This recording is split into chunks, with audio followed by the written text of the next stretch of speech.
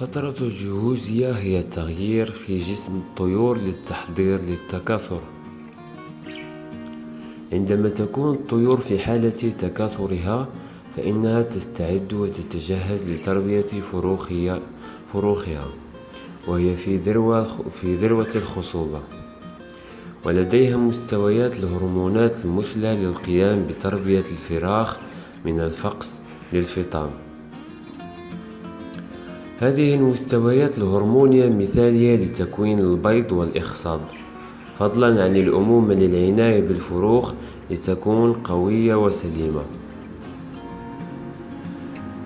في البرية ترتفع الخصوبة بشكل طبيعي في الأوقات المثلى خلال العام، عندما تكون ساعات الإضاءة متزايدة للعثور على الطعام والماء وتوفر إمدادات أكبر من الطعام الطازج وانتهائهم من فترة القلش الموسمي. يمكنك محاولة تفريخ زوجك خارج هذا الوقت المثالي، لكن النتائج ستكون دائما أفضل إذا كنت تحترم دورات الجسم الطبيعية، وسيكون لديك الأقل من مشاكل التكاثر الشائعة التي غالبا ما تظهر، والتي أذكر منها مثل عدم وجود حافز تفريخ عند الزوج، دورات تبييض غير منتظمة، بيض عقيم، بيض مهجور، فراخ سيئة التغذية، فراخ مهجورة. ببساطة لأن الهرمونات تلعب دورا في دورة التفريخ الناجحة. إن تغير كير وسلوك طيورك علامة خارجية على التغيير الداخلي فيها، فإذا كنت ترغب في تزويجها بنجاح قدر المستطاع فأنت بحاجة إلى التعامل مع دوراتها الطبيعية عندما تكون في ذروة نشاطها الجنسي. فيما يلي بعض الأشياء التي يجب أن تلاحظها على كل من ذكورك وإناثك للحكم أنها في جهوزية جنسية أو لا. الغالبية العظمى من الذكور لديهم كير أزرق عند النضج. عندما يكون الذكر غير مستعدا جنسيا يكون لون كيره أزرق فاتح وغير متساو. عند الخروج من الجهوزية يكون للذكور معدل خصوبة أقل بكثير. ما تبحث عنه عندما يكون الذكر مستعدا للتكاثر هو اللون الأزرق الداكن واللامع.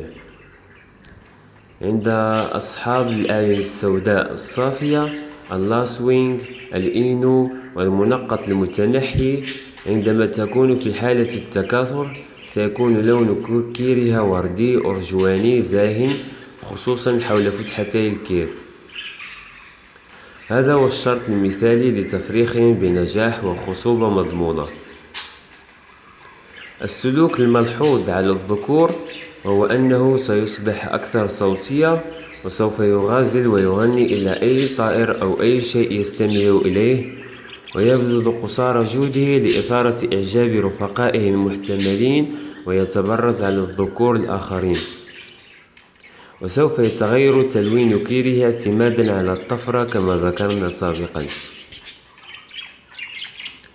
بالنسبة للإناث، الأنثى التي ليست في ذروة جنسية سوف يكون لون كيرها أبيض مزرق قليلا، وهو أقل وقت خصوبة لمحاولة تفريخ الإناث. عندما تبدأ الأنثى بالجهوزية جنسيا يبدأ اللون الأبيض بالتحول إلى لون بني خفيف. هذا هو الوقت المناسب لوضع زوجك في قفص التربية ما داموا في حالة جيدة تماما، وتضع لهم البياضة وسوف يستعدون للبدء بدورة التفريخ. عندما يكون لون الكير بني غامق فتكون في حالة تكاثر، وهي الفترة التي يجب توفير البياضة وتشجيعهم على وضع البيض. في هذا الوقت يجب أن يكون الزوج مرتبطا وتزاوجا جيدا بعد قضاء أسبوعين تقريبا معا في قفص الإنتاج. بالنسبة للسلوك الملحوظ على الإناث، سوف تصبح في الغالب أكثر هيمنة وعدوانية بشكل عام، وخاصة تجاه الإناث الأخريات. ستبدأ أيضا بمضغ كل شيء على مرمى البصر، مثل المجاثم وعظم السبيط وحجر الكلس وما إلى ذلك.